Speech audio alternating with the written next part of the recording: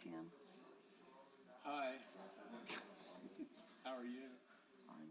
Getting ready to leave? Oh, Get yeah. out? Tom's in the truck right now. Has he got the motor running? I don't know. I may go home and he's not there. Oh, I Randy, doubt good to that. see you. Good, thanks. Here we go. Are we live? We're live. Okay. I want to welcome everyone to the May 9th, 2023 Village of Ruidoso Council meeting, our regular scheduled meeting. I apologize for my voice. At times I'm going to point over to Councilor Hooker and he'll take over announcements, I would say. If you would take a moment with me to stand, we'll have a moment of silence and then an invocation by Reverend Tanya Tyler from First Christian Church, which is located at 1211 Hull Road. We thank you for being here, Tanya. Yes.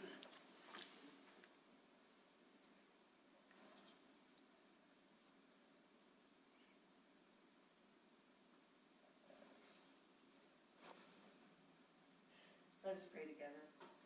Dear God, we thank you that we are able to come together to do the work of the Village of Ruidoso. We thank you that we are privileged to live in such a wonderful, beautiful place. We ask this day, God, as we need to give us open minds with clarity and with equity and be able to make judgments and rulings and decisions that will benefit all of the people here in Ruidoso. Thank you again for this chance to convene together, and thank you once again for all the blessings that you give us. In Jesus' name we pray. Amen. Amen. Pledge. I pledge allegiance to the flag of the United States of America and to the republic for which it stands, one nation, under God, indivisible, with liberty and justice for all. I Salute the flag of the state of New Mexico, the Zia symbol of perfect friendship among united cultures. Thank you.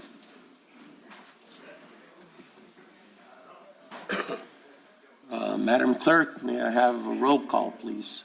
Yes, good afternoon, Mayor Crawford. Okay. Councilor Eby, Here. Councilor Salas, Here. Councilor Letterman, Here. Councilor Hooker, Here. Councilor Coughlin, Here. Councilor Jackson. Here. You have a quorum, Mayor Pro Tem.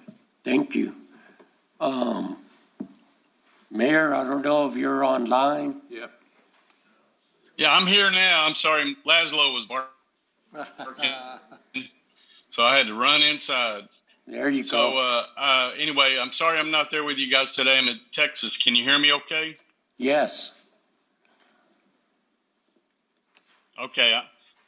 Anyway, we're here, just had a new grandbaby, and that's why I'm not with you today. But it was brought to my attention that on April 26th that I misspoke and inadvertently said something that was offensive. And so I just wanted to apologize to the Bonita Fire Department and all the firefighters there. I never meant to say anything disparaging of you guys. We count on you guys tremendously, and I hope you will accept my apology. That's all I wanted to say, Mayor Pro Tem, and I wanted to get out of your hair, and I'll just listen, and hopefully your voice and you get feeling better pretty soon. Oh, I think she will. And congratulations on your new grandbaby. Boy, girl, or... We had a little boy. He's number 3, and he's on his way home from the hospital as we speak. So we're all excited to get to see him. So we have an 8-year-old, a 2-year-old, and a wore-out 60-year-old right now because they are handfuls. So anyway, I'll get out of your hair, but thank you guys. All right, Thanks, Mayor. congratulations. We already had a roll call. May I have a motion to approve the agenda, giving the chair the option to move items around as needed? Mr. Mayor Pro Tem, I move that we accept the agendas both published and presented today and also allow the chair to move items for discussion in any order. Second. Roll call, please. Mayor Pro Tem, I asked about the amendment on the consent number 8. Do we need to bring that out verbally? I was going to do it under when we Okay. read the consent items and Yes, then sir. make the motion to approve that. Thank you. Counselor Jackson. Aye. Counselor Hooker. Aye. Counselor Eby. Aye. Counselor Letterman. Aye. And Counselor Coughlin. Aye. Thank you. And I vote aye. Sorry. I'll ask you, Counselor Hooker, if you could read the consent items and mention the amendment that our clerk has proposed on item 8. And that was, okay, right, I've got it penciled in. Consent regular items. Number 1, approval of governing body minutes, regular meeting of April 11th, 2023, special meeting of April 26th, 2023, workshop meeting of April 26th, 2023, workshop meeting of April 27th, 2023, workshop meeting of May 2nd, 2023. Item number 2, approval of request to schedule a public hearing on June 13th, 2023 for ordinance 2023-4, amending the Village of Ruidoso Municipal Code of Ordinances, Chapter 74, Streets, Sidewalks, and Other Public Places, Article 3, Excavation, Division 1, Generally, Section 7462, Permits Required, and Appendix A in conjunction with Chapter 74, Compliance with Division and Terms of Permit to amend and strengthen language. Item number 3, approval of request to schedule a public hearing on June 13, 2023 for an ordinance 2023-05 to authorize the Village of Ruidoso to enter into a loan agreement with the New Mexico Environment Department for the purpose of obtaining project funds for a stormwater management plan.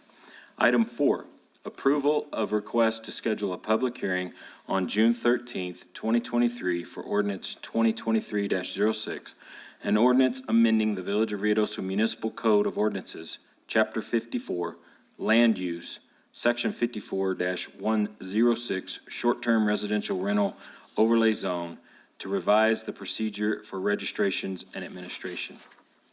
Item number 5, approval of request to schedule a public hearing on June 13, 2023, ordinance 2023-07, amendments to Chapter 54, Land Use, Article 2, Zoning, Division 3, District Regulations, Section 54-92, R-1, Single Family Residential District.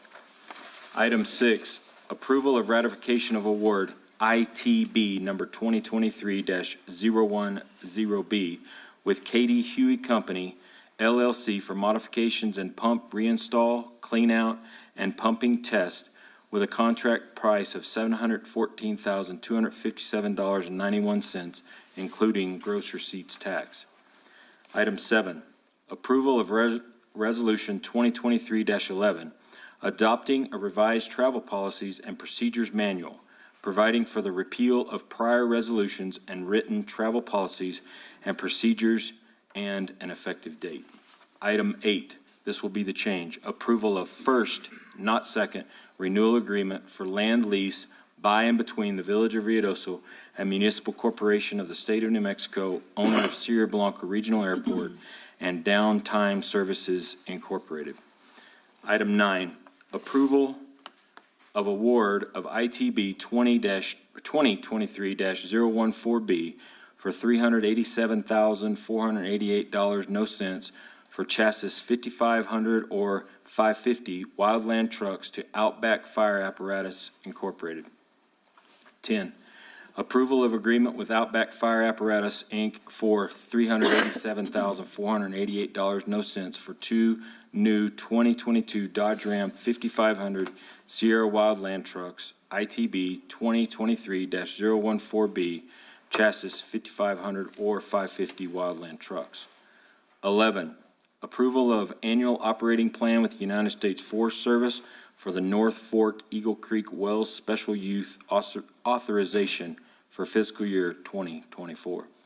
12, approval of updates to the special event permit process. 13, approval of Midtown Market Policy. 14, approval of recommendation from the Keep Ruidoso Beautiful Committee to place oversized Adirondack chairs built out of recreational snow equipment at the Country Club lot as art installation for photo opportunities.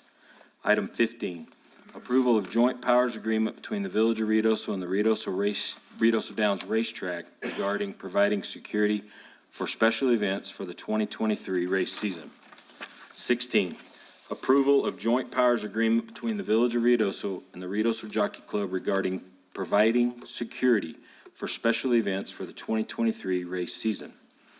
17, approval of third renewal agreement between the Village of Ruidoso and William and/or Elizabeth Hanson, DBA Hanson Consulting, for $87,000 for fiscal year '24 for professional services for the Lincoln County DWI Grant Program Coordinator.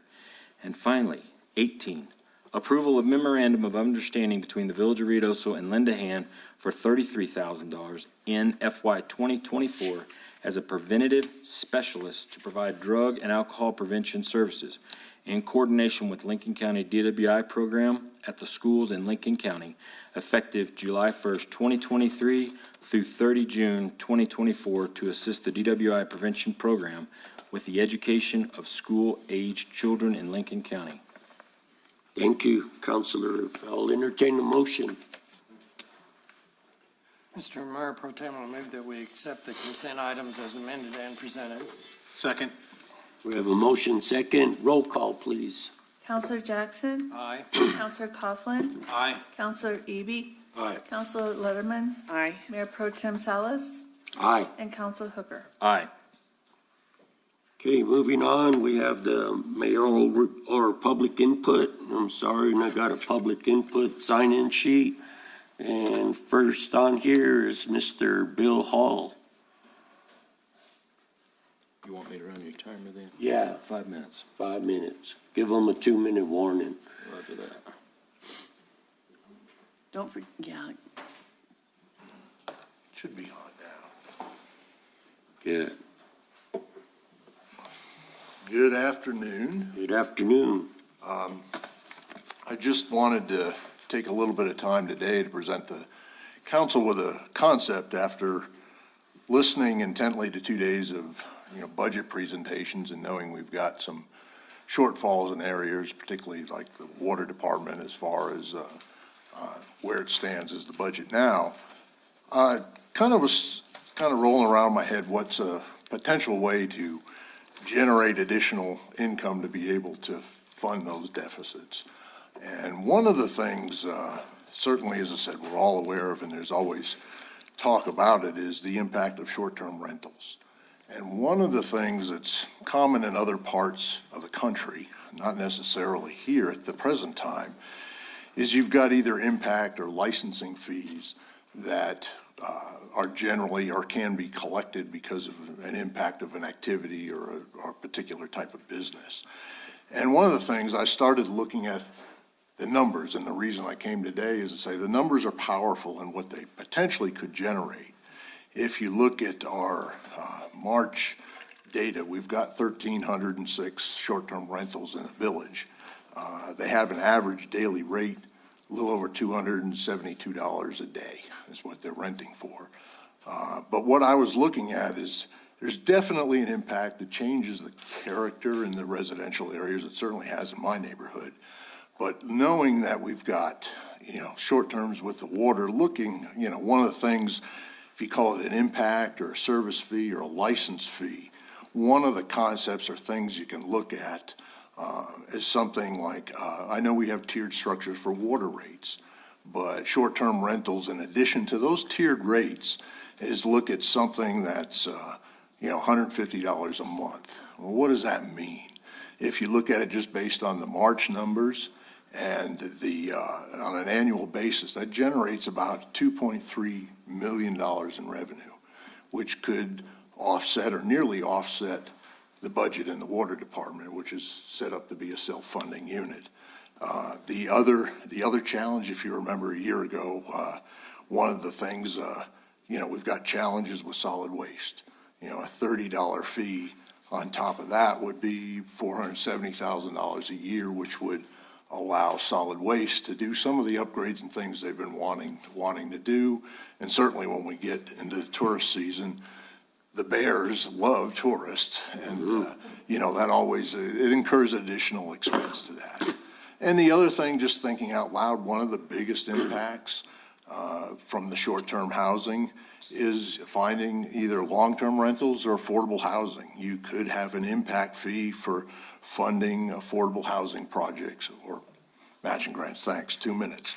Well, what does all that mean? I mean, that can generate income. It's something that, something to consider, whether, as I said, whether it's something adopted or not. But if you look at those fees, just in those areas, it's like $230 a month, which is about, if you look at a 15-day rental on a short-term rental, it's about 5.6% of the income that rental generates on a monthly basis.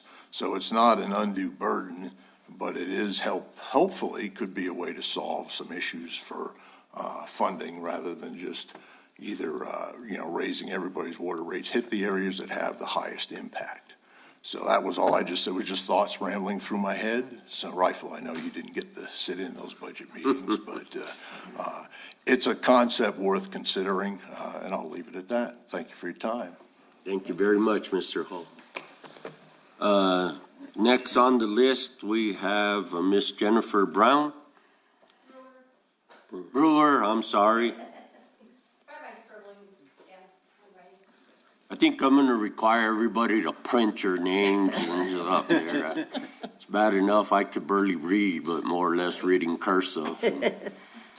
Hello, I'm back again, hoping that something can be done about the speeding on Rio Street.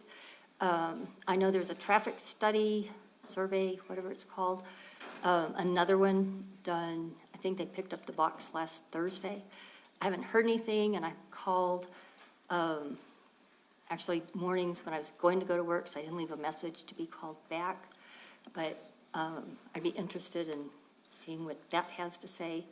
But again, we had someone yesterday walking and missed being hit just by a hair. Somebody was texting and speeding, and I was out taking the trash, and somebody was walking down the street, and I get out of the way, and they jumped and barely, but they were going pretty fast. So still hoping for lower speed limit and maybe some speed bumps or speed humps or rumble strips or something.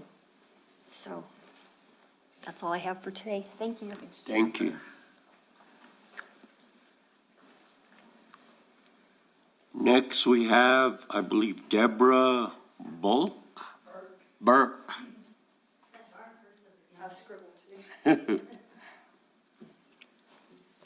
Hi, I live on Rio Street also, and I'm here to request that you lower the speed limit to 15 miles per hour. There are no sidewalks on that street. We have a lot of pedestrians. We have a lot of tourists with their children and strollers. And there are no speed limit signs when you drive down Center and you turn left or right. It dead ends into the river.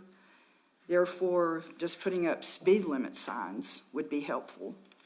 But anything that could be done to slow down people on that street. A lot of people use it as a bypass for Sutterth when it's busy in town. Thank you. Thank you very much, Jennifer. Next, we have Mario Barraza. By sign? Yes. Sorry.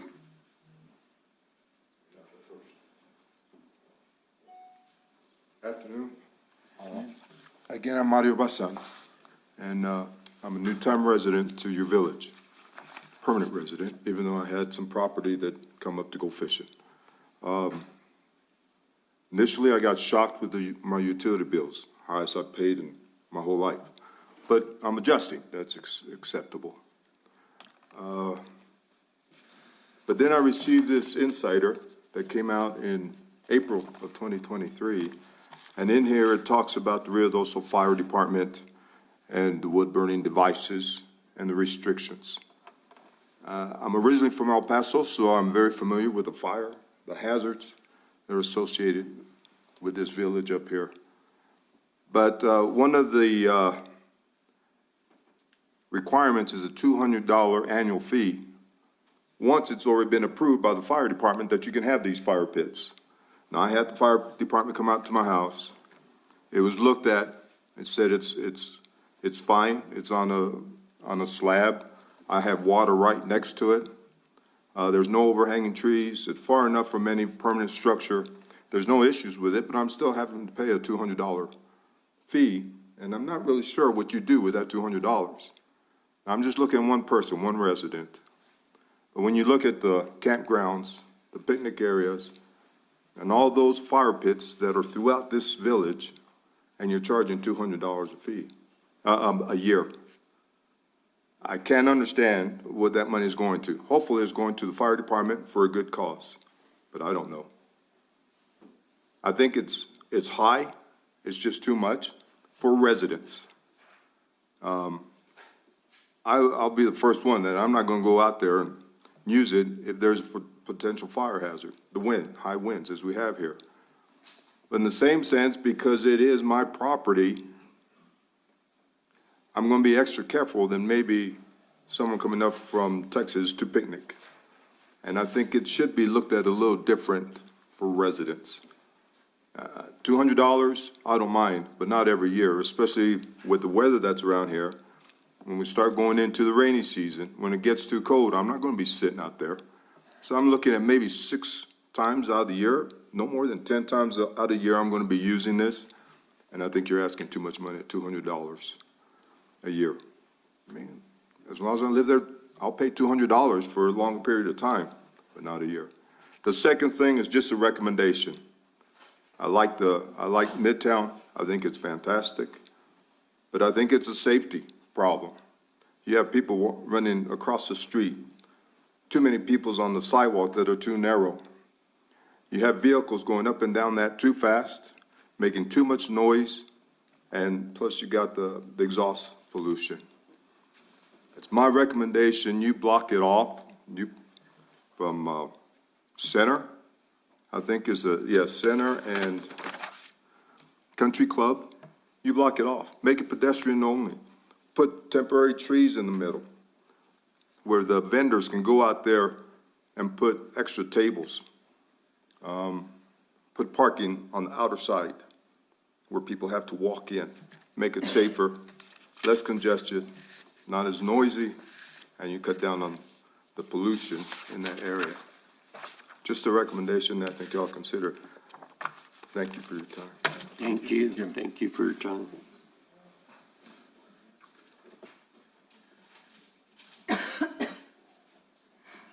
Okay, next we have Mr. David Tetrolt. T-Bone. Oh, come on, T-Bone. You're a resident.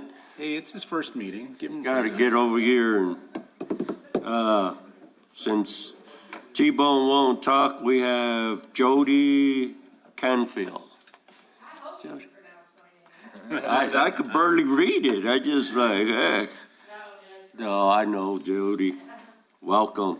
Thank you. I'm suffering from the same thing you have, I think. Probably. Yeah. Anyway, I meant to actually get on the agenda and give a presentation. I gave a presentation to the library in April on our, the wildlife in and around Ruidoso at the request of the library.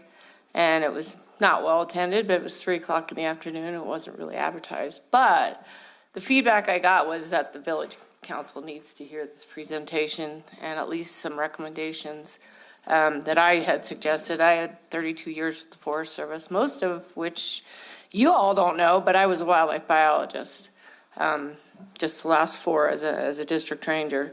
So it's been interesting for me, having studied elk most of my career, to have them in my front yard. And, you know, the deer and the horses and skunks and the raccoons and all the other wonderful creatures that we're blessed with because we live in their habitat. So, couple of things. One, I could give that presentation to the council, and it is based on a lot of biology, specifically the ecology of the ruminant system in deer and elk, and how feeding them is actually deadly. Causes something called acidosis, which is ugly. And then just, you know, how do we enjoy the wildlife that we have? What are the potential ways that we could keep them in check? Because guess what? They reproduce. and numbers get out of control. They're not hunted, they're not controlled. So we have an issue, particularly, I think, with the horses. Lots of beautiful new babies dropped on the ground here this spring, but we see it with the elk and the deer as well. But in the short term, what I'm proposing, and I'm hoping maybe I can, with your help, find a way to fund this, is to produce a magnet. We did this in Montana with grizzly bear information at Big Sky, just with some simple do's and don'ts about how to coexist with our wildlife. In particular, not having food outside, not feeding anything, maybe not even the birds, because that, and believe it or not, causes some issues with congregating and disease transmission and putting them kind of off kilter with respect to their migration. But just a magnet that would go on the refrigerator of all of our short-term rentals, perhaps could be displayed in Midtown, places that are tourists, because they don't have a clue, and they love it here because of the wildlife. You see people stop in their cars in the middle of the road and getting out and handing a deer a celery stick, So that was the first idea. And then I'm part of the writers group here, and there's I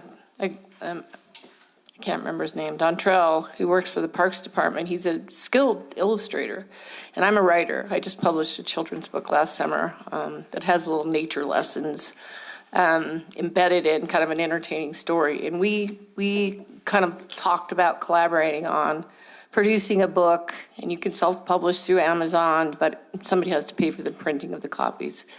But to be available also for, in the library, for the short-term rentals, because kids teach parents. We all know that. And make it fun. So those are a couple ideas, the magnet in the short term. I'm happy to kind of run lead on that. And I would suggest maybe lodger's tax as a funding source. But that's for y'all to decide, and if you give me the thumbs up, and I'm not sure exactly what the process is for getting that, if I have to bring it to an additional meeting and actually get a motion on the table, I'll stand by and get that information from y'all later. Thank you, good to see y'all. Thank you, Jody.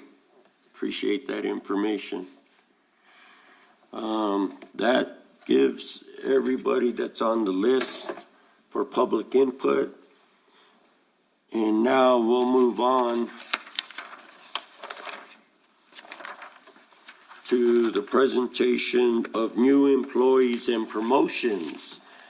And I see Bernadine sitting out there, all smiles, because I'll start with her, as her being promoted to the convention center manager.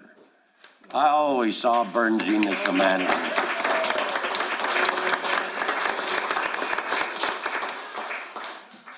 I had the privilege to work with, I'll say for Bernadine. When you walked in the building, she told you what to do. So that was always a pleasure for her being there, and I'm very proud of you, Bernadine, and good job. Congratulations on doing that. So.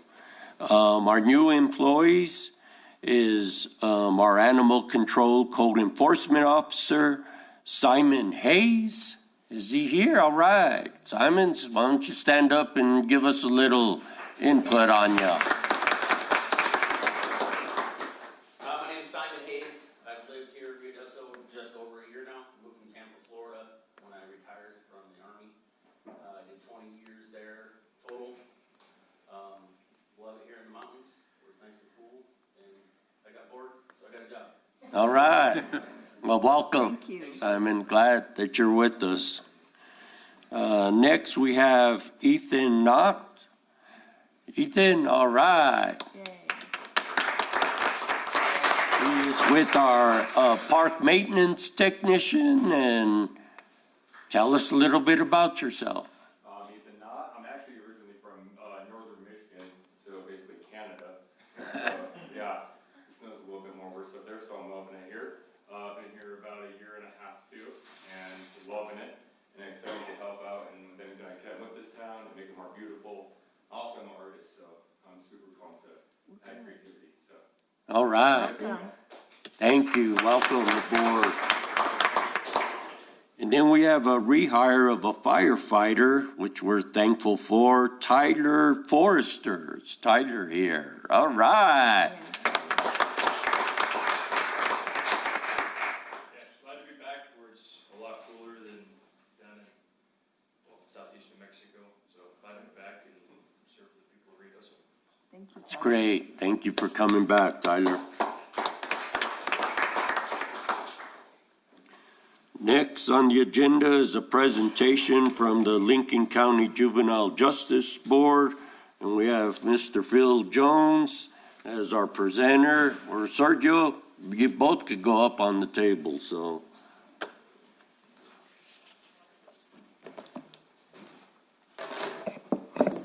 Good afternoon, Mayor Pro Tem and City Council. My name is Sergio Castro. I'm the Chief Juvenile Probation Officer for the 12th Judicial District, which is both Lincoln and Otero counties. And then I'll let Mr. Jones. Good afternoon, I'm Phil Jones. I am the coordinator for the Lincoln County Juvenile Justice Board. All right. So we're here representing the Lincoln County Juvenile Justice Board. It has been part of this community and village for the last 21 years. So we've been around the block. I've been part of the Ruidoso community for the last 27 years. I know I look too young too. But yeah, when I started with juvenile probation back in the old days, we used to have and I say used to because, we'll talk about it, but we used to have a big problem with juvenile delinquency, juvenile crime. We had about 100 kids on probation at the time, about 21 years ago. We were taking about 100 kids to court every year, district court. We were averaging, 50, 60 referrals a month. We had 2 JPOs. We had high caseloads. We were detaining anywhere from 7 to 15 kids every month. And since we don't have a juvenile detention center, police officers were having to take all those kids all over the state to the 14 juvenile detention centers that we used to have. We had all kinds of crimes happening. A lot of them were burglaries of a lot of the residences that were empty because a lot of the residents are not here year-round. And, anything from shoplifting all the way to, aggravated assaults, batteries, and everything in between. You can't really do good work if you're working within a system that it's overloaded. So back in 2001, I had gone to a conference and heard about a different way to deal with juveniles. It was called the Juvenile Detention Alternative Initiatives. I was able to bring it back, convince my chief, I'm the chief now, but my chief at the time, to give me the green light to try to do this here in Lincoln County. And I got their blessing, and we started, forming a board. It was Judge Parsons, the Honorable Judge Parsons, who I saw yesterday and gave her a big hug at Walmart. But, and we took city council, men and women from the different municipalities, including Ruidoso. We took county commissioners, the DA, and other people from the community to visit a model site, and actually it was in Fort Worth, Texas.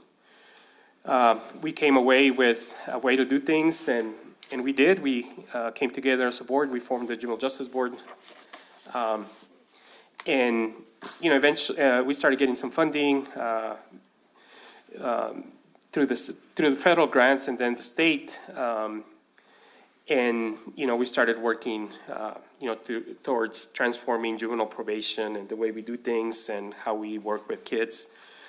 And ultimately, it was about not just, dealing with the actual behaviors. you know, if you just deal with the behaviors, but you don't solve the underlying reasons for the delinquency, then the behaviors just keep happening. So, you know, it's kind of like an illness. You know, if you don't deal with the underlying, take some antibiotics, maybe that cough might not go away. Yep. So that's what we did, and you know, we brought a lot of programs into our community. We brought, you know, at one point, and actually I was looking at a PowerPoint presentation I did for the council back in 2016. I've been around. And a lot of those programs that I had on that PowerPoint presentation, we no longer have because we've been so successful. But at one point, we had a juvenile drug court, functional family therapy, we had multi-systemic therapy, you know, we had intensive community monitoring, we had individual counseling, family counseling, and just like I said, a number of programs. Now, we still have, through our Juvenile Justice Board, we still have Boys Council and Girls Circle and Restorative Justice and Citation Program, and programs that are designed to, you know, to keep kids out of the system and you know, making good decisions by teaching them, you know, skills. You know, fast forward 20 years, I'm glad to report that as of today, we only have one kid on probation in Lincoln County. You know, we're averaging anywhere from 3 to 5 referrals a month. You know, we're not taking many kids to court. We've been able to accomplish all this, you know, without compromising public safety. You know, well, the chief is here, and I can tell you that I don't think they have a lot of juveniles. You know, we do get the referrals from schools, so that's our biggest, you know, referral source, and, you know, we deal with all those kids, but as far as, you know, juveniles on probation, we only have one. You know, we're able to spend enough time because now we're not overloaded, you know, with the kids. We're able to get to their underlying reasons for the delinquency. We're able to help them, help their families. And we've been very successful at doing that. We built great partnerships with a lot of community members, agencies, including the schools. And like I said, we're able to do really, really good work throughout the community. We do a lot of presentations. We do a lot of, you know, prevention work with the schools and in the community. And, you know, we are finally ahead of the 8 ball. And, you know, it's always funny how we are always behind. But we, you know, we're able to do a lot of these things. We belong to a lot of boards.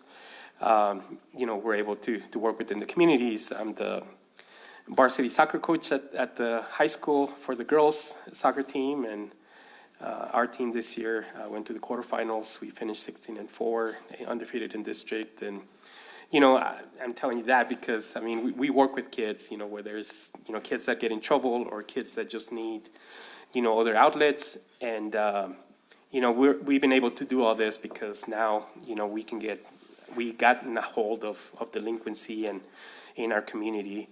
I've given every one of you, you know, the blueprint of what we use, transforming juvenile probation. And like I said, following that blueprint for the last 20 plus years, we've been able to accomplish this. We are here to ask you for your continued support. The village has been a partner of the Juvenile Justice Board for many years from the beginning. And, you know, we still need money to continue to run our programs, our prevention programs, you know, the programs where we divert kids into the system, you know, the citation program, the Girls Circle, Boys Council, restorative practices and justice. And we would like to ask for $10,000 for the continued support of those programs. This will be matching funds in that we still get money from the state. But, you know, the communities do match those funds in order to continue our programs. Like I said, we are very proud of all the accomplishments, and, you know, we just know that we live in a beautiful community and that now kids and families are able to, even when they have obstacles and challenges in their lives, I mean, you know, we're able to help them, you know, to succeed and you know, get past that hump. So I'll open it up for any questions or any comments, and thank you. Well, I'll state that, yes, the program has really evolved to helping all our youth as the generations are going. And I remember first working with you on all this, Sergio, because even parks, when we had vandalism in the parks, the kids came and did community service, but also through this program, we got restitution on any damaged supplies and stuff. So you've done an excellent job all your years here, even though you started in the last century and coming up to now. I was wearing diapers when I started. I believe that, yes, Sergio. But very good. Do any other counselors have any other comments or? Yes. I'll say that, for my time when I was with Juvenile Drug Court, for 13 months or something as a surveillance officer, I saw exactly what you're talking about, and the kids that were coming in just multi-generational problems back then, and it's one of those things that you almost want to throw your hands up, but you didn't, and you guys kept it going, and Phil, now that you're involved, things are moving even better. The fact that you have one kid under probation right now is just amazing. It is. I can't even believe that number, but I trust you.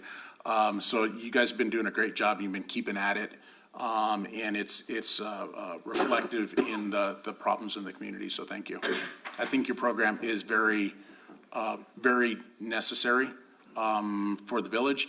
And I know you requested funds, and that has to go through the internal finance committee, but, when that comes, forward to the council, then, I think we would, I'm not speaking for everybody else, but, I think that it's definitely something to be approved. Thank you. Let me make a comment there.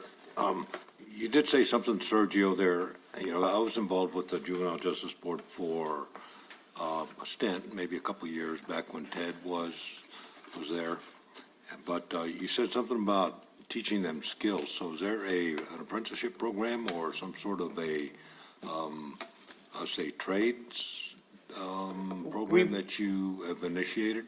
Well, we don't have a program ourselves, but we do partner with ENMU, and the Workforce Solutions, to be able to find kids, jobs, trades, get them into college, get them into, different programs that will teach them, skills and goals. And, so we, like I said, we use all the resources, and, so we're able to get, each kid and each family what they need to be able to succeed, and we've been able to do it.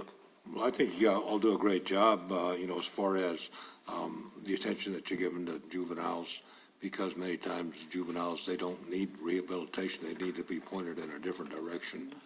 And from what I hear from the chief and other people that know about the system right now, that y'all are, and the work that you're doing, y'all are really doing a good job and stepping it up for the juveniles. Thank you.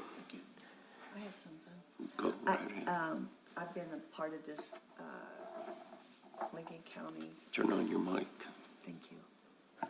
I've been part of the Juvenile Justice Board for several years, and this is actually my second stint. And Sergio and Victor do a wonderful job, and now that Phil is on board, I really see a pathway to greater success, and I really appreciate it. I appreciate you working together. Sounds good. Any other questions or comments? How about from you, Sergio? Phil, tell us about yourself, man. You just come on board, and I'm here. Yes, thank you, Mayor Pro Tem. My name is Phil Jones. I've been the youth pastor at Angus Church for 20 years. Nobody told me when I took that job that I was going to have to console parents when their children died, or console children when their parents passed away, or deal with drug and alcohol problems, or deal with school problems, or deal with addictions. And those things have helped me understand what children go through. Of course, we went through those things when we were kids, but I don't think it was to the extent that they go through now. And Councilman Coughlin, I really appreciate the comment you made about things that kids deal with down through the generations. And one of the things that we try to do is encourage kids and let them know, because most kids understand that they're in trouble, and most kids don't know how to get out of those problems themselves because they haven't been taught those life skills. And one of the things that we try to do is instill in them the encouragement to know that those problems can stop with them. It doesn't have to continue, and that they have the power to do that. And what we try to do is give them the skills in order to do that. The curriculum that we have for our boys' council and girls' circle teaches those life skills. We have a very diverse collection of curriculum that we can go through. And one of the things that we allow the girls to do especially is we allow them to look at the curriculum. What is it that you're going through? What is it that you believe that you need help with? And we have a group of 4 to 10 girls, or the same thing for gentlemen. And they look at that and they appreciate the fact that we're giving them an opportunity to learn about things that they need help with. Mm-hmm. One of the things that I do is I've been part of the boys. I've been a counselor for the boys council for several years. And one of the things that I do is I teach them how to be men of honor. That violence isn't usually the solution. That we need to step up as men and be leaders of their household. People depend on us as men to be leaders, and so that's one of the things that we try to teach young men. So anyway, and thank you, as Sergio said, thank you for your support. Yes. Thank you for seeing the value in what it is that we do, and I think what Sergio and his team does. I think it has spoken volumes over the years as to the track that they're on is an amazing track, and as a citizen myself, I just want to say thank you to them. Absolutely. And thank you for hearing us today.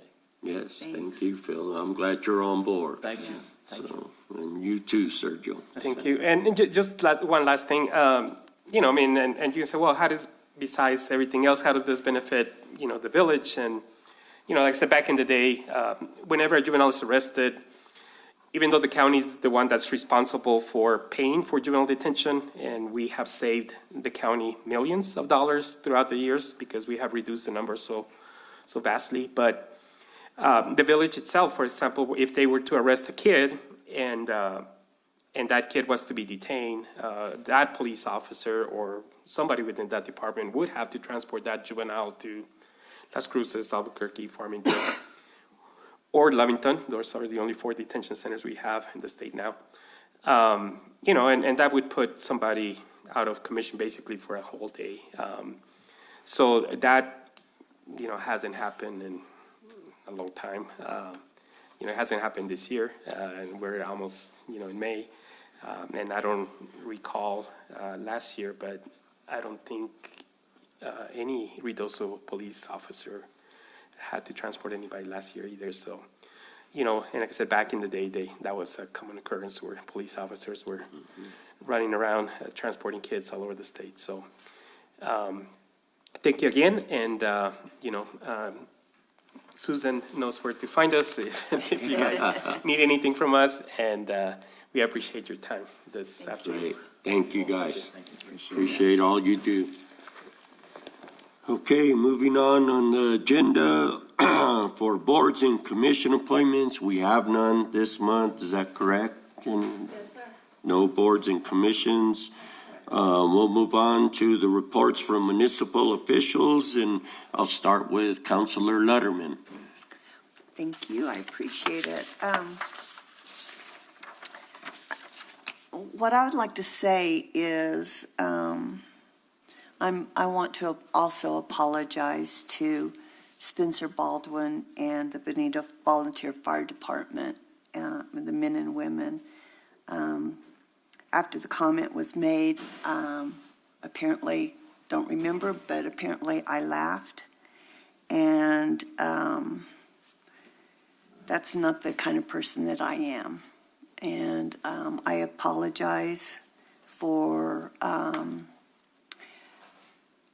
making that comment valid. So I would like to ask for the volunteers to please forgive me and accept my heartfelt apology. So thank you. Thank you, Counselor. Counselor Eby? Well, I'm just loving this weather. I had a great time at the RSVP banquet and flipping burgers for the cleanup. Thank you. Did you burn any? I didn't. I think Councilor Coffin did. Okay. I was waiting for that. I was wondering that. Counselor Jackson? Thank you, Mr. Mayor Pro Tem. The Keep Ruidoso Beautiful cleanup, I'm amazed at the numbers that come out of that cleanup. There was 38,900 pounds of litter and debris. That was covering 31 miles of roadway with 228 participants. And I just want to shout out to all those that helped, including T-Bone and his crew, as well as members of this council, because it speaks a lot to public fortitude and also direction in keeping this place nice, like most people see it when they visit. That's all I have. Good. Thank you. Counselor Coughlin? We're almost to summer, so that means make your left-hand turns onto the major roads while you can. Soon you'll be making a right-hand turn, going down a little bit, cut into a parking lot to make your turn and come back the other direction. But seriously, there are some people that make derogatory comments to the tourists that come here, and we have to remember that without them, we don't have an economy, and most of us don't have jobs. Yes, there may be some people, and I remember when I first came to town, driving down the road, we stopped in the middle of the road on Paradise, actually on Hull, to take pictures of the deer. I was one of those idiots. It was the first time I had ever seen a deer in wild in my life. Be a little tolerant, you know. We come from a big city, or at least I came from a big city, where to go from one end of town to the other. I mean, I used to work 7 miles away from my house. It took me 45 minutes to get there. Now I'm part of the local people that complain about, I don't want to drive all the way to Walmart. Be a little, have some patience. Remember that these people are coming to town and they don't get to see what we get to see on a daily basis. So some of them do slow down. They do stop to take pictures of things. And enjoy the summer. It's coming. It's going to be here really quick, and the town's going to get full. And hopefully they come, they spend their money, they be great while they're here, and they go home, and everybody has a great time. So that's about it. Thank you. Councilor Hooker? I do not. None? Thank you. I'll just chime in that since the mayor was gone, I got to welcome the Archaeological Society of New Mexico this last Friday. It was a great group of people, probably about 80 people in attendance. I think 100 or so were at the conference, and boy, I like how they research their stuff, and they're doing digs here in our community that I didn't even know about. So one of them is my neighbor's dad, you know, for Bill Cornelius, that had a project going there, and they're finding all kinds of pottery where he's at. So that's really interesting to know, and how we collect those items for knowing our history of this area, and then also for future generations to know the establishment that. I did miss all the workshop and budget workshop and stuff, but I did review the numbers. I had a few questions, and Judy took care of that, and that's where very thankful that you all took it all and moved it on, which on that note, I would like to see what's your all's calendar dates for a special meeting to approve that agenda or that budget later this month. Judy, you had any dates in mind? If you don't mind coming to the mic, please.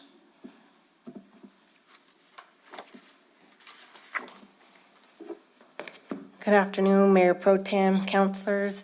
I don't have any preference. It's almost done. I'm at the last bit, so anytime next week, later towards the end of the week or the following week, it doesn't matter to me. So I'm out again till the 18th, or I'll be back on the 18th. How about, no, May's pretty messed up. messed up all around? Well, I'll be gone until the 25th, but I could always get on Zoom. I could do the 18th or 19th if it's in the morning.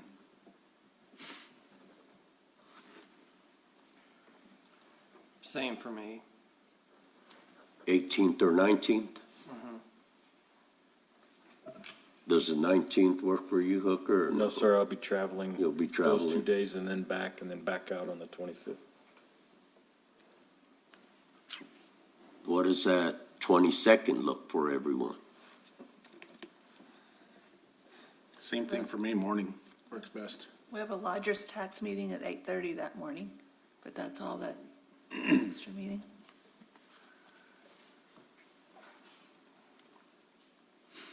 Joe?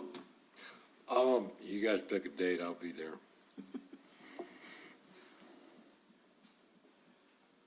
Twenty-second before noon is good for me. Sounds like the 22nd?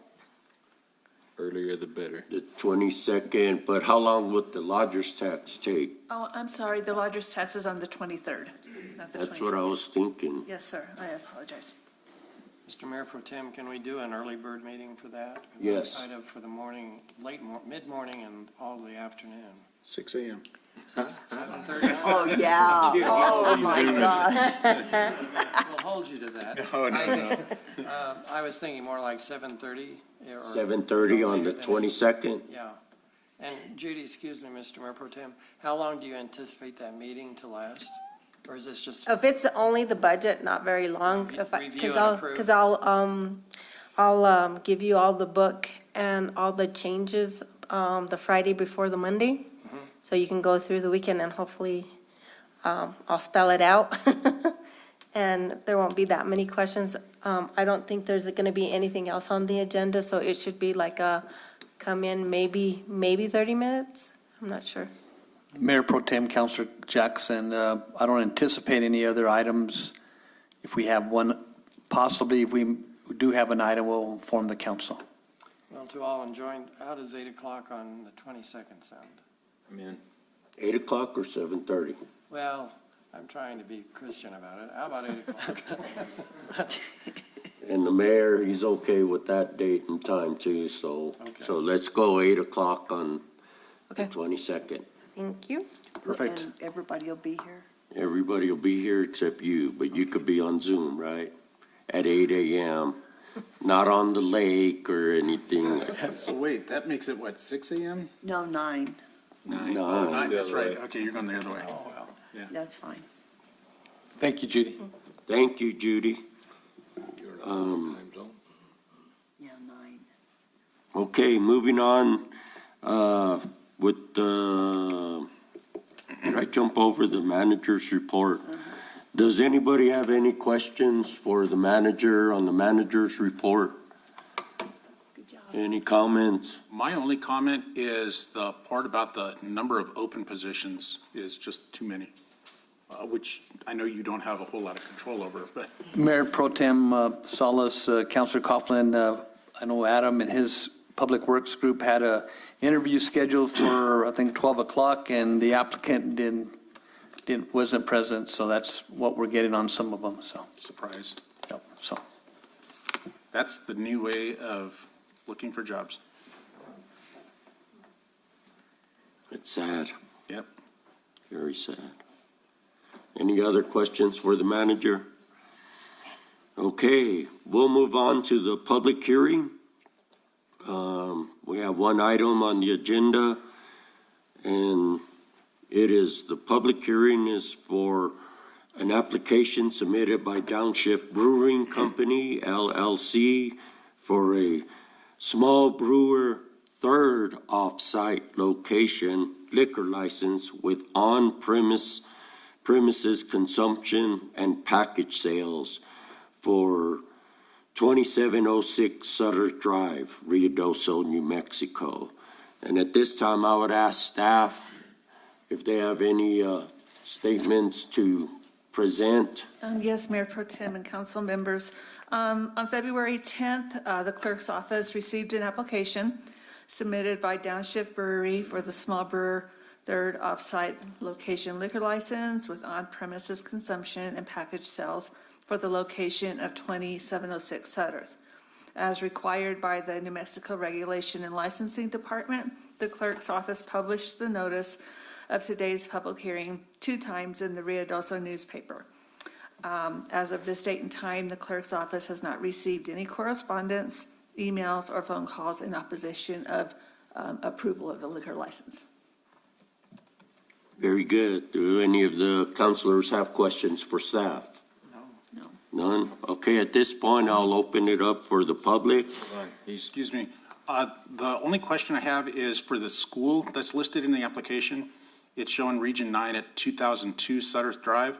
I believe that's their office. That's not a school. Yeah, it's, The school is actually at Mount Annie's, which would be less than 0.6 miles, I believe. right. So I don't know if that creates an issue, just to be clear on things. Well, evidently, they had it there before, because it was, Well, I know. I mean, it was there. All you're doing is really just changing the locations there.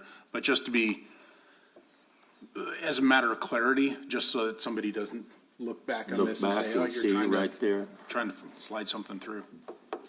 So the state did receive that information, and they have already granted preliminary approval of the license, and they had that information to review.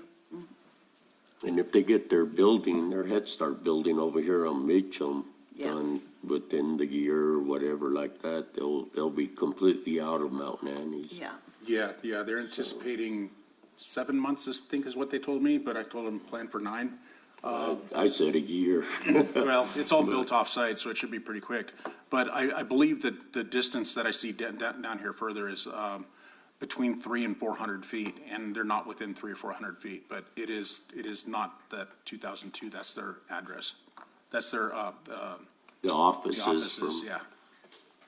Okay. Any other questions? No? Okay, now at this time, I'll open up to the public if they have any comments or yays or nays or. None? I'll entertain I'll close the public hearing and I'll entertain a motion. Forgot to ask your question. She already answered it. Okay, sorry, I She missed it. preempted him. She preempted me. I missed it, I'm sorry. I move that we accept the application submitted by Downshift Brewing Company LLC for a small brewer third offsite location liquor license with on-premises consumption and package sales of 2706 Sutterth Drive, Ruidoso, New Mexico. second. Got a motion and a second. Roll call, please. Counselor Letterman? Aye. Counselor Hooker? Aye. Counselor Eby? Aye. Mayor Pro Tem Salas? Aye. Counselor Coughlin? Aye. Counselor Jackson? Aye. So now, can we ask them anything? I was just curious, like, what's gonna happen there? Yeah, we see stuff. Come on up here, please.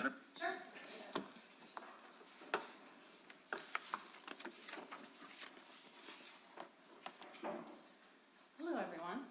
No. Hi. Can you state your name? Yes, I am Shelby Rist. I am an owner of Downshift Brewing Company.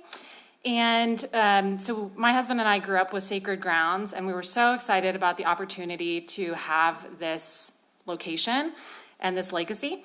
So we are going to be continuing coffee service. We're going to have breakfast, lunch, and dinner. We're going to have all of our products that we brew at our brew pub. We're also going to have New Mexico craft spirits and wine, and a ton of live music and events. So we're super excited. Yeah.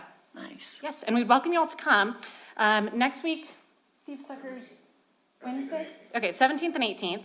Steve Stucker's going to be there for his Goodbye New Mexico tour, so that's 2 to 4 p.m. Wednesday. And then 5 to 7 a.m. You're invited, 5 a.m. 5 to 7 a.m., and he's going to be doing live broadcasting. So we're going to have lots of cool stuff happening over there. We've got a huge mural going in. So come and see it. We're super Great. excited. Yes, and thank you all. Good, thank you. Good. All right. Congratulations. Cool. Okay. Okay, moving to regular items. Regular item number 1, discussion and possible action on resolution 2023-12, a resolution of the acceptance and approval of the fiscal year 2022 audit. Mr. Muirhead, good to see you. I'm sorry, that's Chris. Chris. It's the medication. In front of you is our resolution 2023-12, accepting the fiscal year 22 audit. I know this is probably the latest in the fiscal year that we've ever gotten released. However, with the changing of the new state auditor and the department reorganization, that's probably why. Our auditor, Chris Garner, with Patillo, Brown and Hill, will be going over our audit report, but we got a clean audit with 0 findings, so. Nice. It was actually released as a public document in April. So, we're coming to you for your acceptance. Thank you, Mayor Pro Tem and Council. What you all have in front of you is just highlights from the exit conference. I believe the mayor was the only one who was at that exit conference, but audit standards haven't changed as far as what we as auditors are to communicate to those charged with governance, so the council. So this is pretty much the same as what we've gone over the last couple of years. The first slide talks about what we issued. We issued an unmodified, or as I put in brackets, a clean opinion. As Judy mentioned, it's exactly the type of report that you want to receive. It's the highest level of assurance that we as auditors can give, and it's actually what the village has been used to over the last several years. So that's exactly what you want to see as a council. The next slide, there's 2 other reports in your financial statements that we issue. The one on the left is what we call a yellow book report. Auditing standards don't require that we pick samples to test internal controls. The yellow book report does. And the whole reason we do a yellow book report is because the state auditor requires every single audit in our state to have a yellow book report because they want us to look at internal controls. And so not only do we have to look at the yellow book controls, but the state audit rule has about 15 additional items, things like procurement, travel and per diem. There's a lot of additional testing that we have to test in expanse of what the yellow book requires. So New Mexico really wants us to look at transactions. How are internal controls working? How are the processes set up? And as you can see on that report, we have no findings based upon that testing. We do not give an opinion in that report. What that report does is just spells out how we test above and beyond what regular auditing standards require, and just emphasizes on that. And then we have to talk about the results of the testing.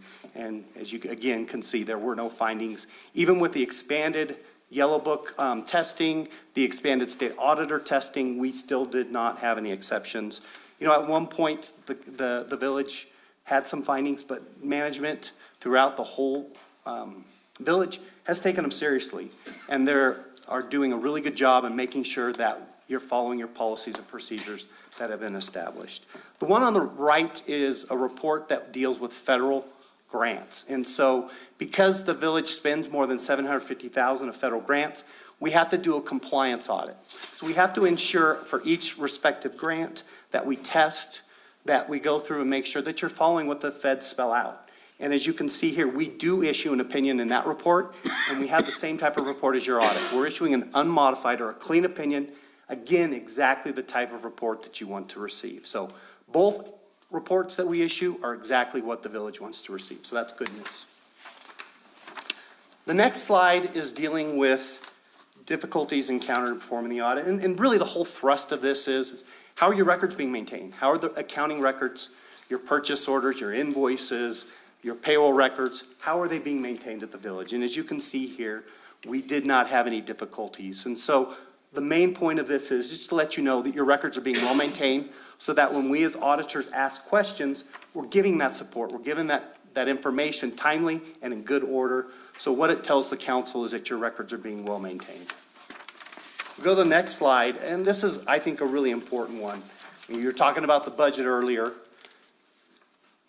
This really affects, how you monitor your budget throughout the year and what the council's responsible for.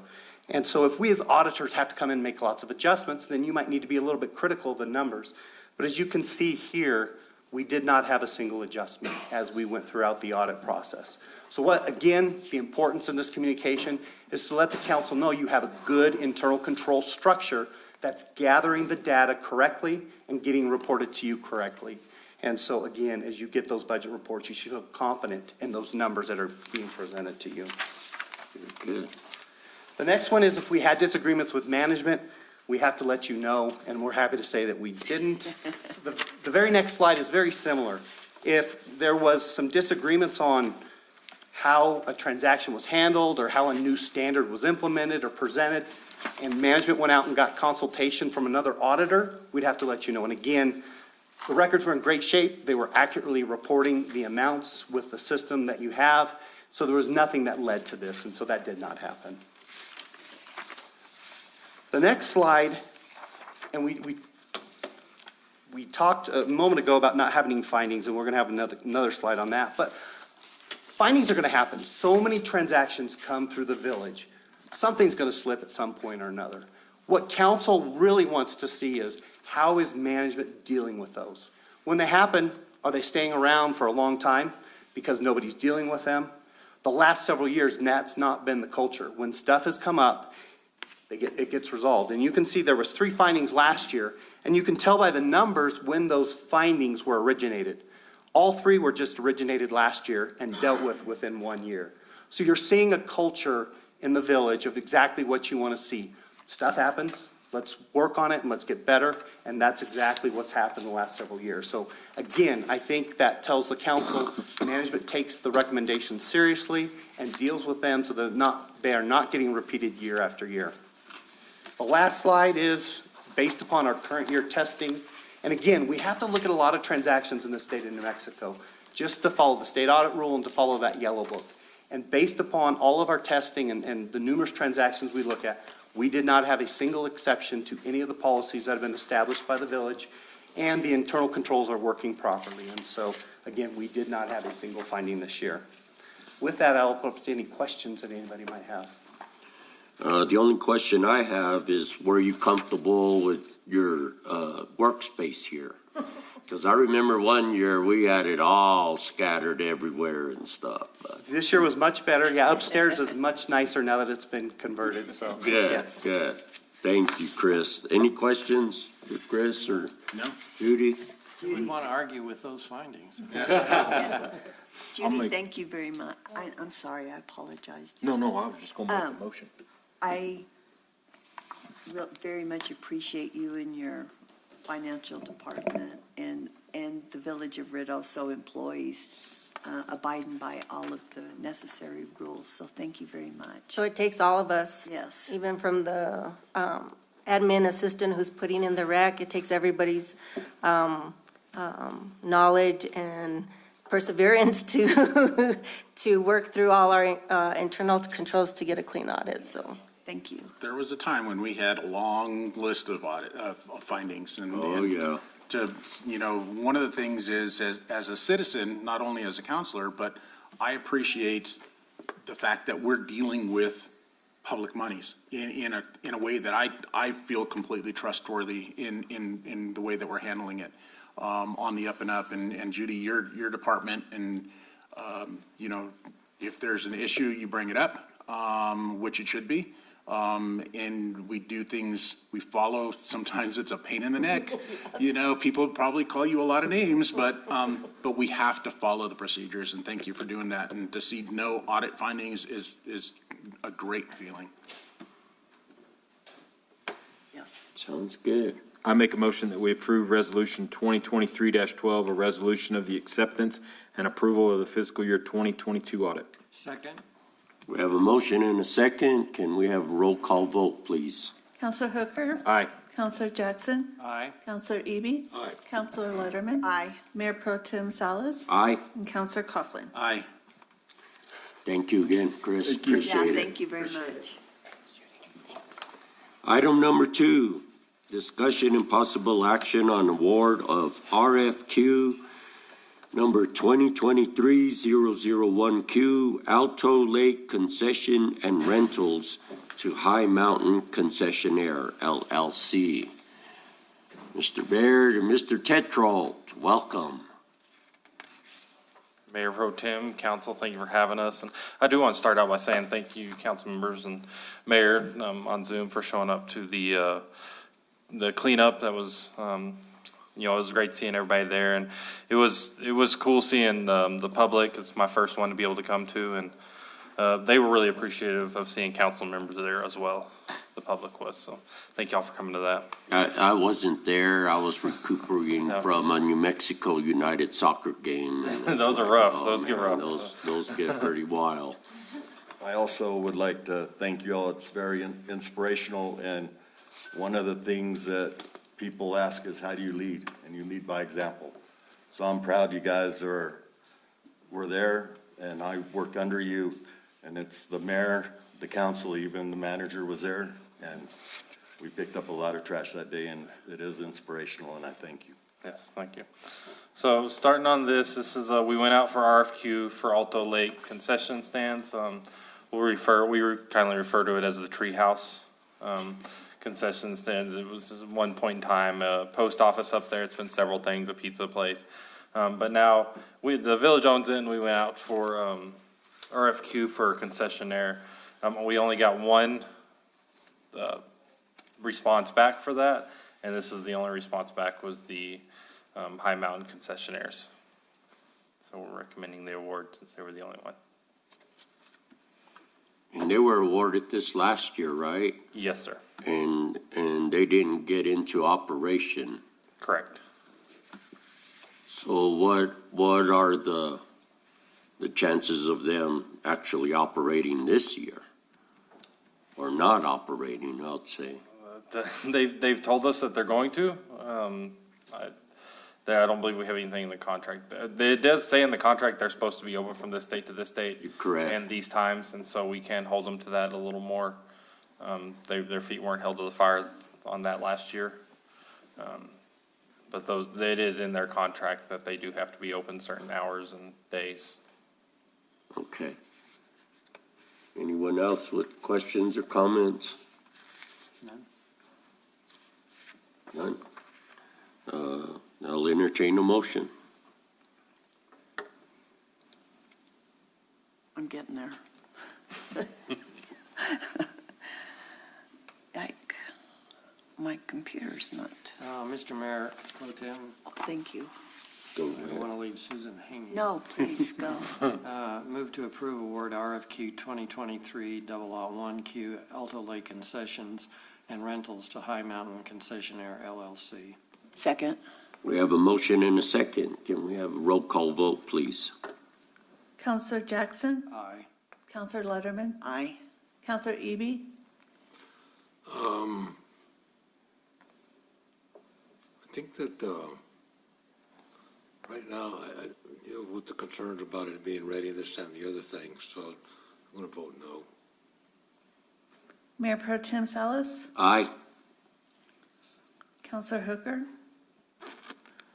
No. And Counselor Coughlin? Aye. Have The contract's up next. 1, 2, 3. Motion passes. Okay. So it did pass? Yes, sir. Okay. Item number 3, discussion and possible action on contract for concession and rentals at Alto Lake to High Mountain Concessionaire LLC awarded via request for quotes RFQ 2023-001Q Alto Lake Concession and Rentals. Okay, so here's going to be the contract that holds them to that award that was just voted on. And so, like I said, in the contract, it does have things like when they are required to be open. It has their payment, what they will be paying us and compensating the village to run that facility, as well as that the payments must be in secured methods as like cash or money or cashier's check. So here's where I'll make my comments. It was alluded to earlier that they didn't open and really conduct business last year. There's other issues within the agreement that we had last year that they were in violation of. One of them was Additional improvements by the vendor shall be temporary in nature, shall be removed within 30 days of the termination of the contract, and the site shall be left in the condition in which it was at the beginning of the contract. All improvements must be pre-authorized or pre-approved by the Village of Ruidoso Parks and Recreation Department. This winter, I happened to be driving by. The chain was down going across the parking lot. So I said, hey, I haven't seen the inside of this building in a long time since it was a restaurant many years ago. So I went over, and to my surprise, the door was not even locked, it was ajar. I went inside. They had started framing out walls. They had been doing construction work in there, not authorized. Nobody knew about it, and they took very little care of village property in order to secure it. I have no confidence in this company to continue with this. And I understand that they're the only bidder, but I don't know that I know they had a lot of personal issues, but this is business. And if you're going to conduct business, you need to conduct your business in a proper manner. They put the village at risk of somebody going in there and destroying the inside, vandalizing, stealing, stripping out pipes, doing whatever it could have been. So I will not approve this contract for them at Alto Lake. And most likely unpermitted, huh? Oh, there was no permits. In talking, I called Ron immediately when I found out about it, and Ron contacted Parks and Rec, and I think T-Bone, and you guys went out there and secured the building, and nobody knew about this that had been taking place out there. Okay. So that's not temporary in nature at all. And so like you said, is they didn't get started last year. What assurances do we have that they're going to get it taken care of? Right now, personally, I think that they're liable to go in there and restore the building the way it was when they first took over, and that will be the end of it. Right. Any other questions, comments from the council?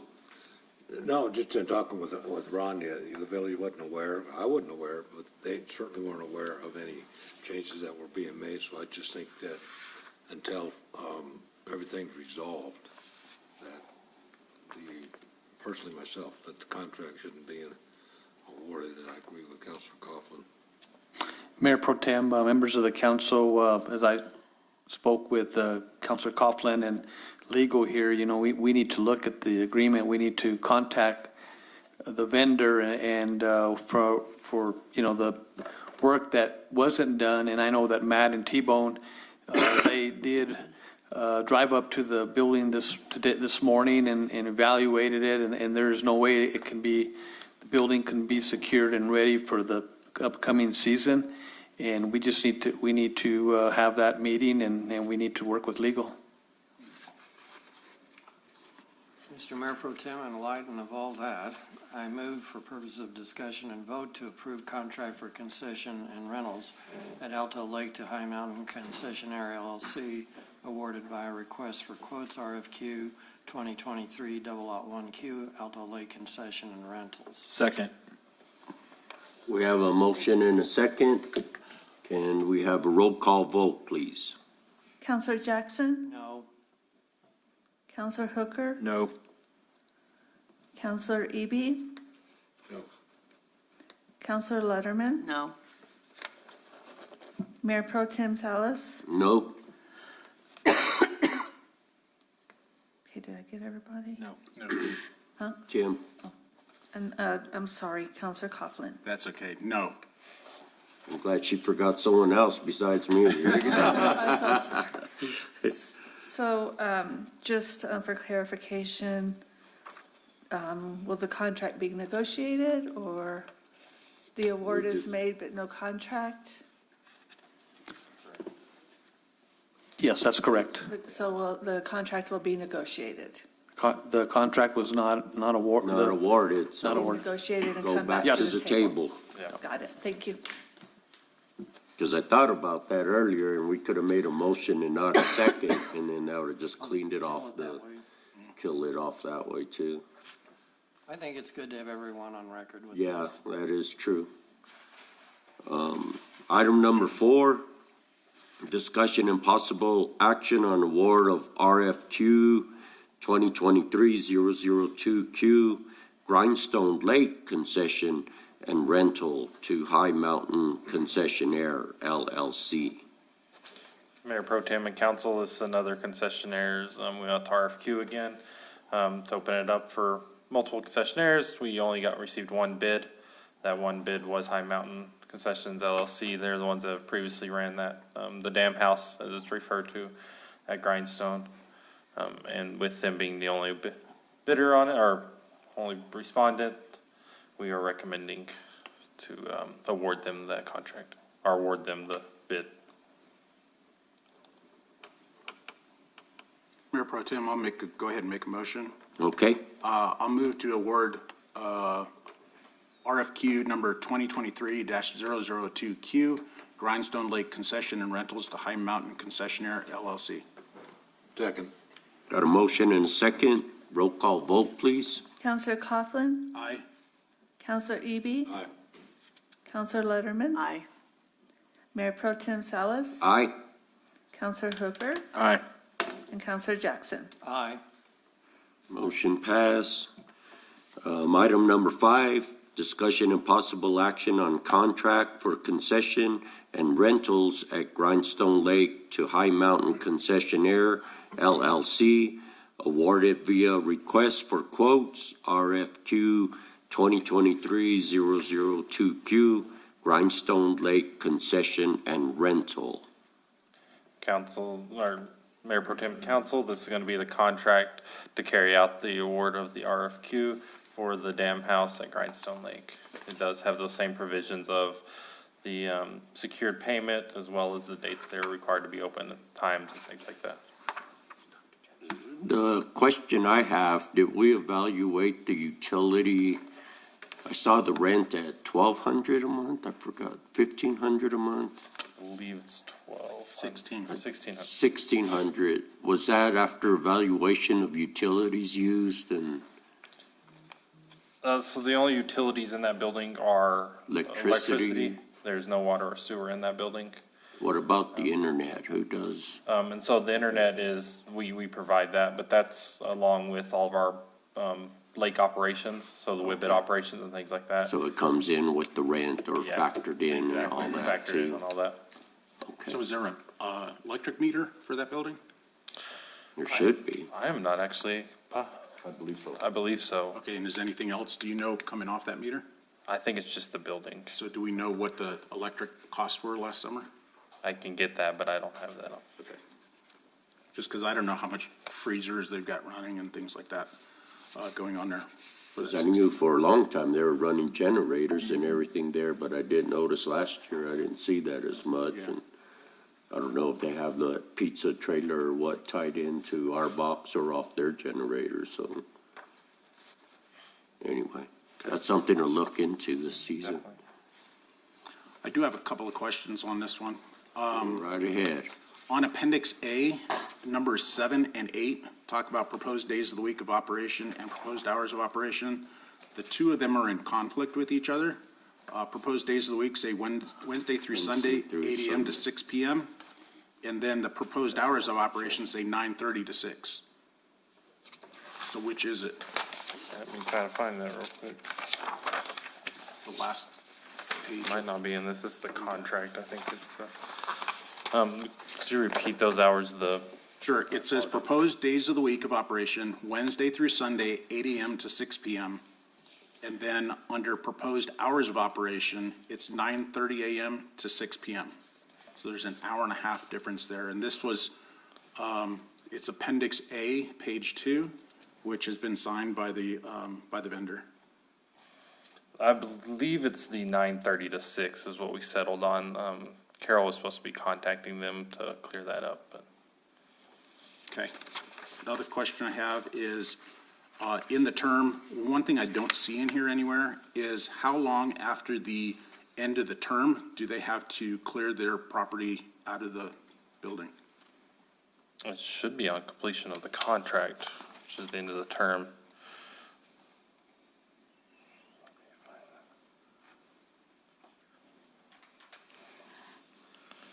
Because I don't know what they do with all their inventory and if they store it there for a period of time or. No, they clear it out when they're at the end of the season. Oh, is that in here?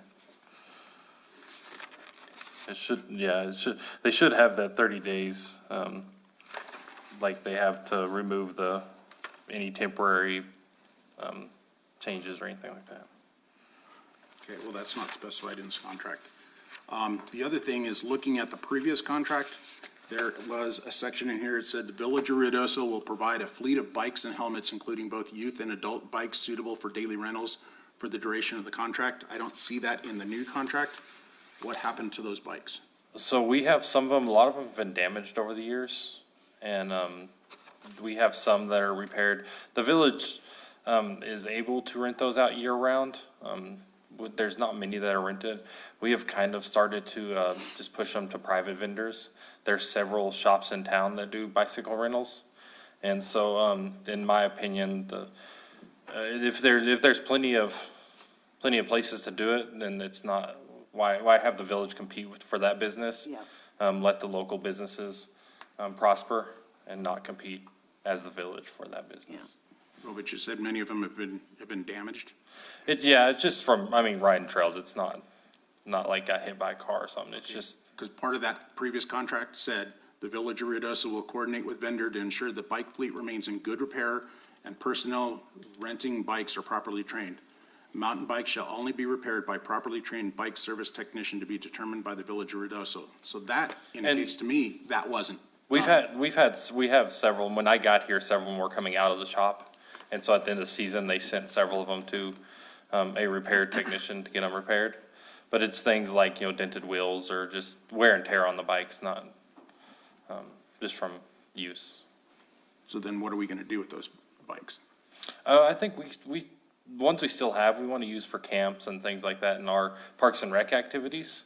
We can do some, like a Safety City type of thing. If you've ever seen a Safety City, it's teaching bike riding or programs like that the village can implement, and we can still use them for village activities, but just not rent them out to the general public. So T-Bone and Matt, I have a quick question. Are we not renting the bikes out of the Parks and Rec office? I thought we were renting there last year. We did rent them last year. Okay. It wasn't the dam house didn't have the bikes? No. Okay. They had them 2 years ago, Yes, okay. and last year they did not. Well, and again, one of my concerns is with the operations for the last year. I'm not going to go into the specifics of it, but we did make some changes to the new contract because things weren't being handled properly. Yes, sir. So it kind of, I don't have confidence in it being run moving forward. Understood. I got one question. Yes, sir. In here, it says that they understand that there's 5 to 7 water crafts there, but they'd like to increase it to 24 or more, and also they're lowering the rates so that in hopes of attracting more people for that particular opportunity of renting boats and vessels, watercraft. But my question to Rodney was back when the Alto concession was being brought up, because they had that same language in there in the hopes of increasing the boating because we didn't want to flood Alto with too many boats.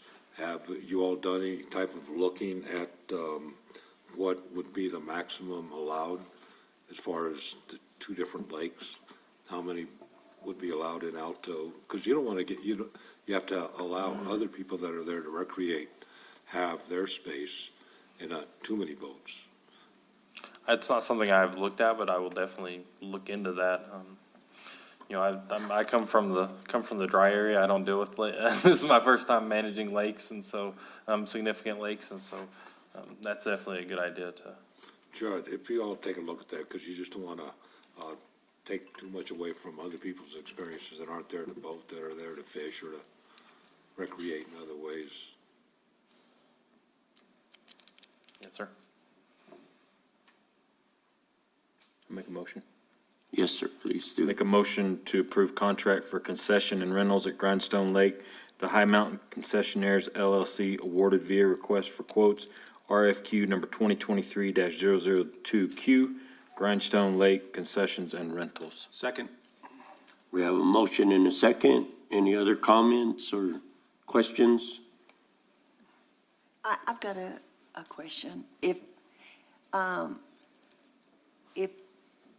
the award isn't made, how are we going to, is the Village of Ruidoso going to have someone renting out the paddle boards? We don't have the staff. Yeah, We don't. I currently don't have the staff to do that. Well, do you have the inventory? Yes, not paddle boards, but the canoes we do. There are, I talked to T-Bone about it earlier, and it's not something we could do quickly, but there are self-service options that there's actually, they look like giant vending machines that you can put a canoe in. And a person comes, scans a QR code, they actually check out the canoe, they do their waivers and all that stuff.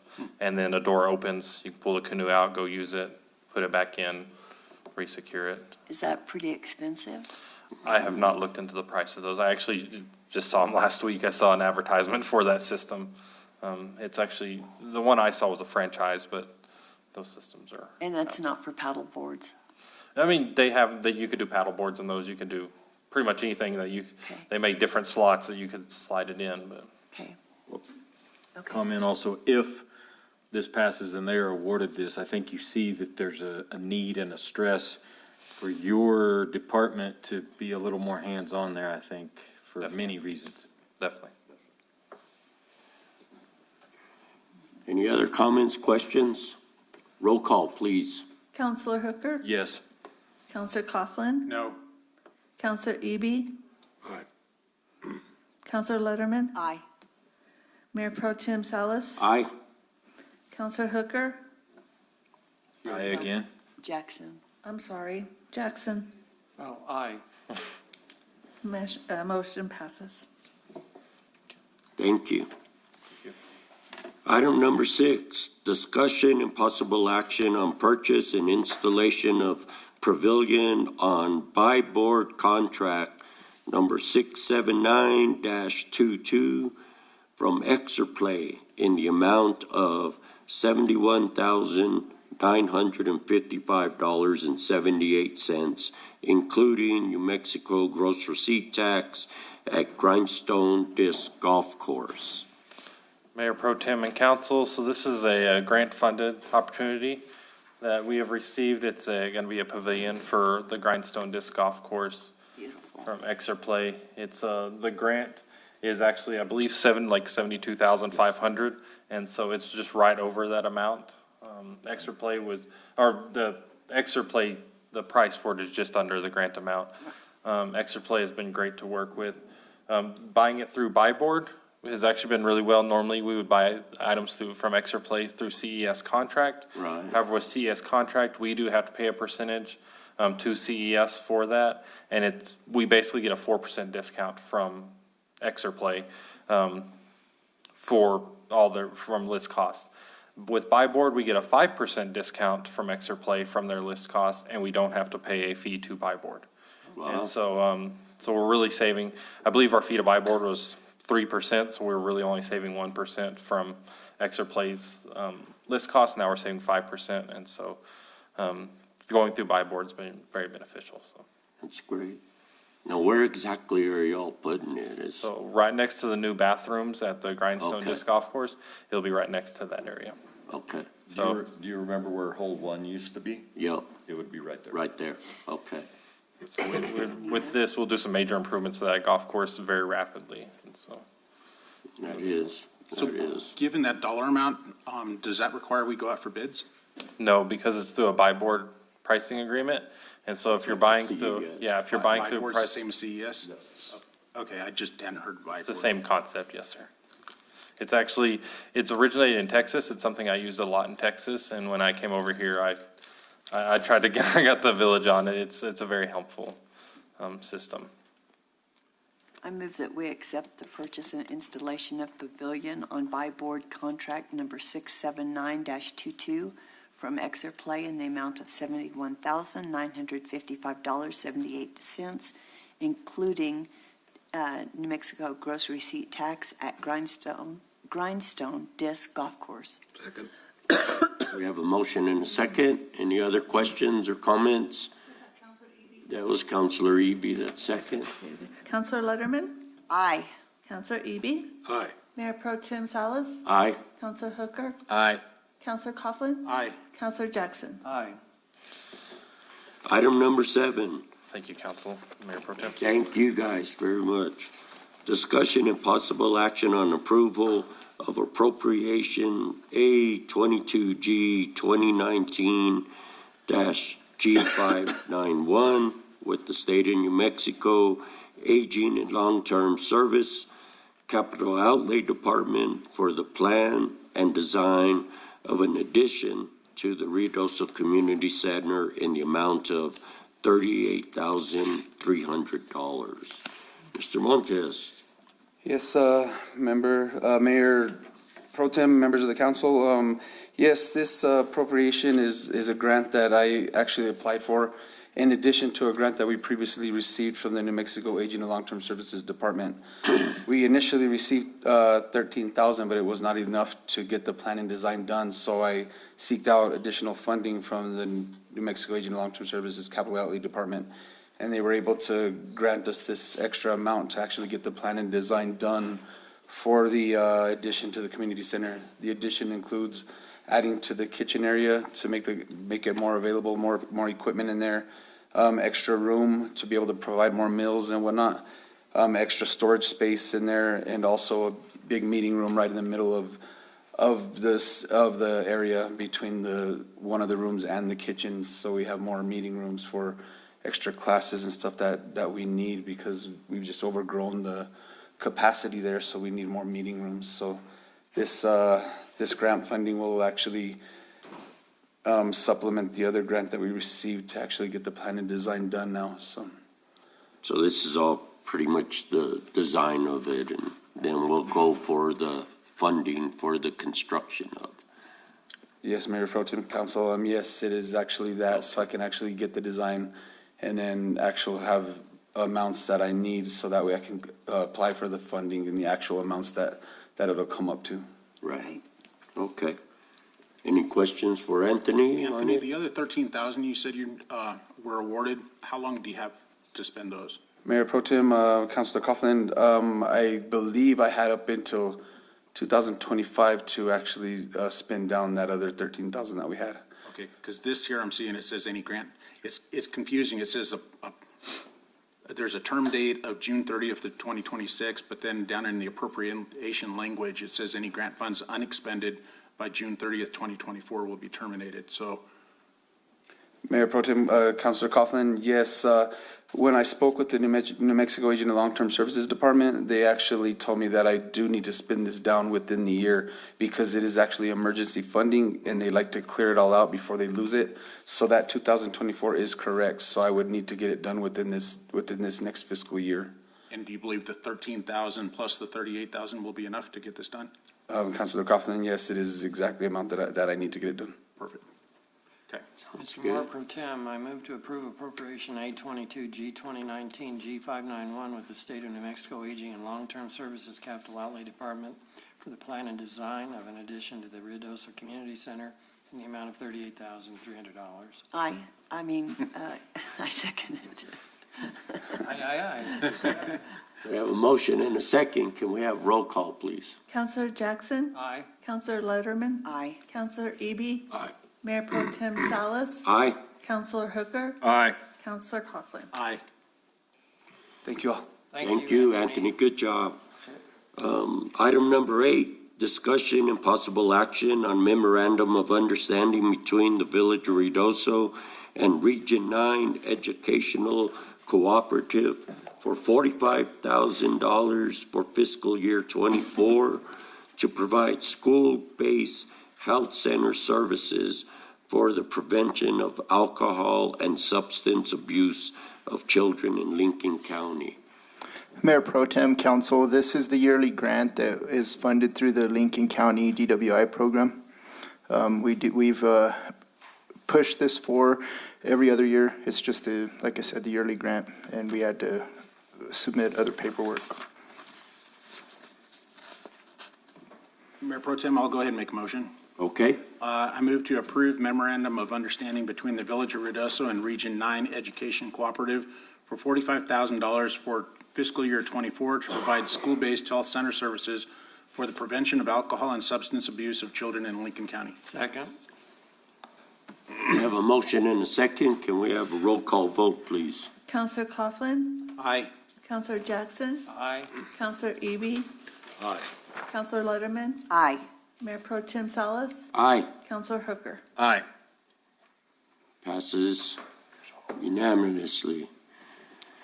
Item number 9, discussion and possible action on Ruidoso Police Department use of force policy, updating required mandates passed in the 2023 legislation outlined in Senate Bill 19.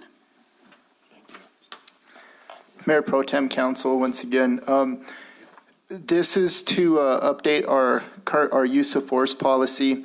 This past legislative session, House Bill 19 passed, and it made it mandatory to upgrade certain policies.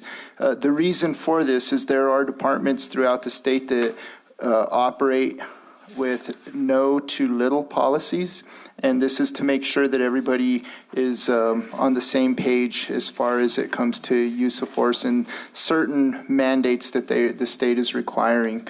Our policy is sound. We met with legal and we made sure that the verbiage in there was addressed as far as Senate Bill 19 goes, and we had to make little changes to that. So that's why we made those changes and modified our use of force policy.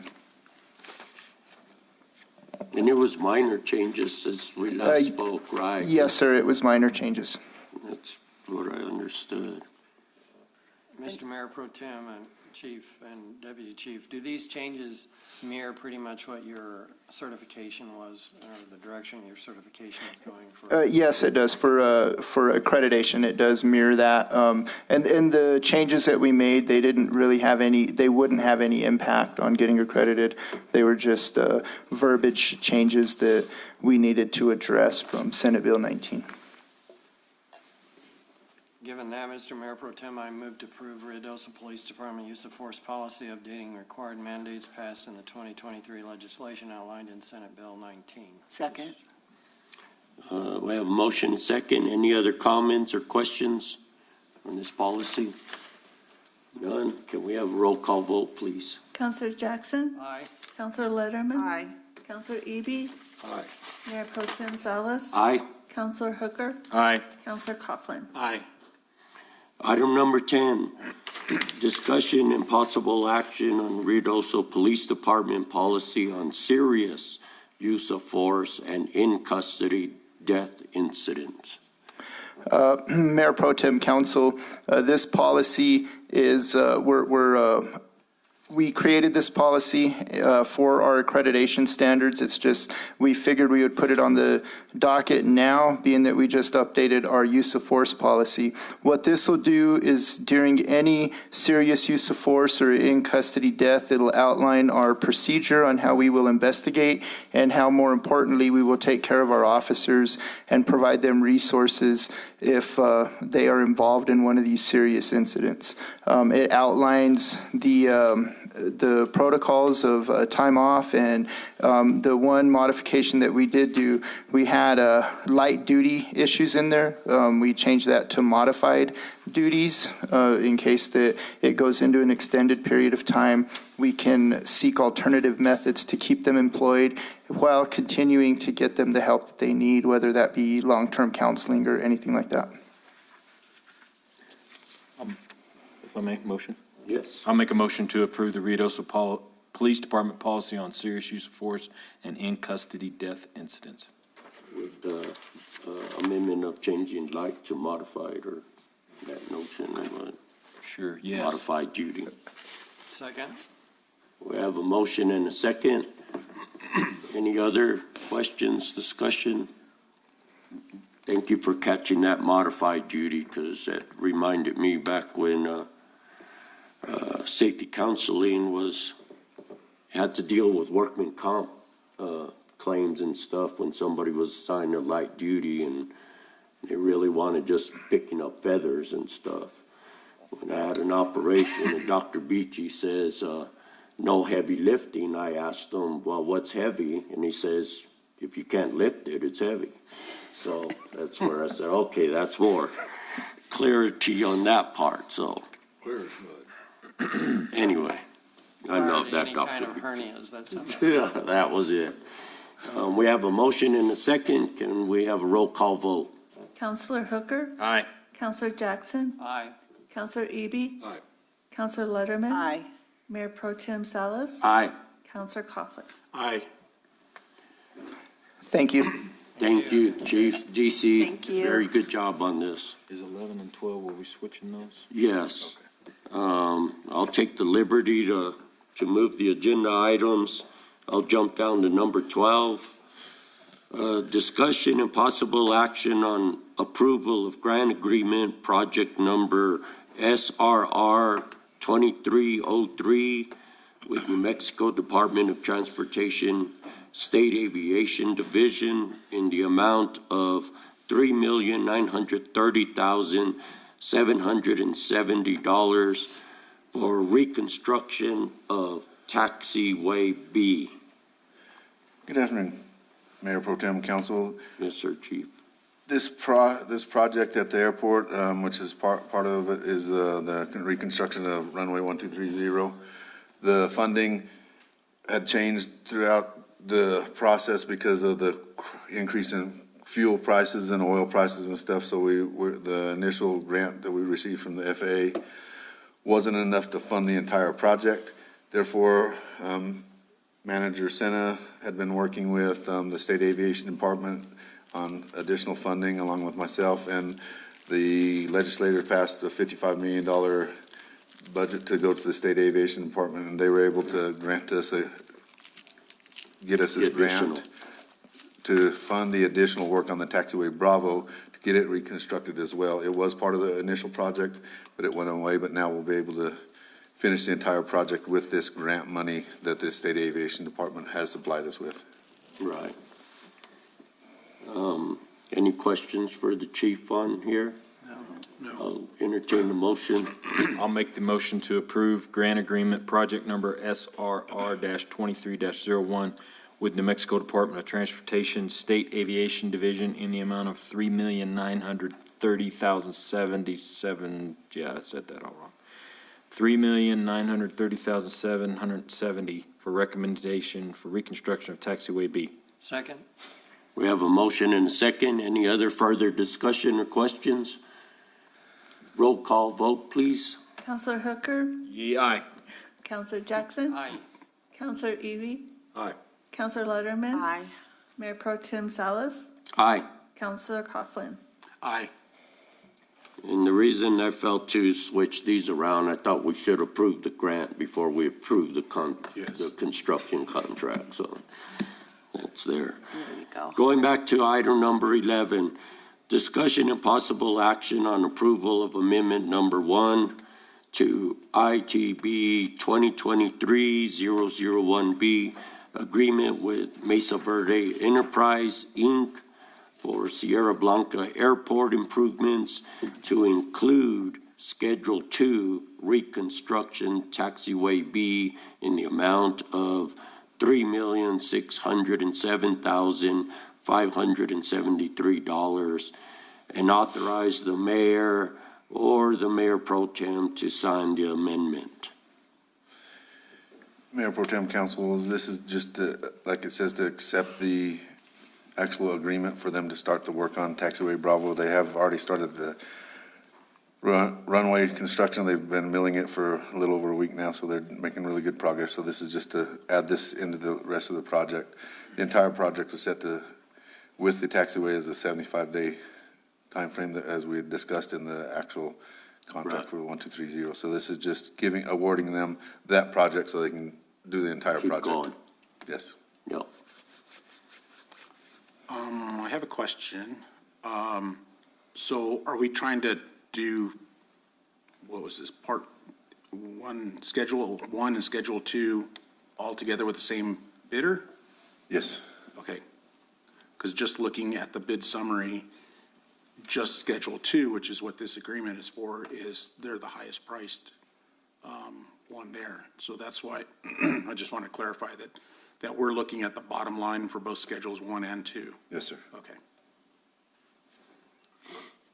I move that we accept, that we approve amendment number 1 to ITB number 2023-001B, agreement with Mesa Verde Enterprises, Inc.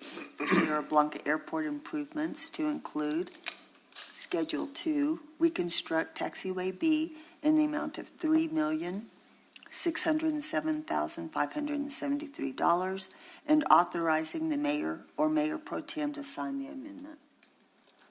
Second. We have a motion and a second. Any further questions for the chief?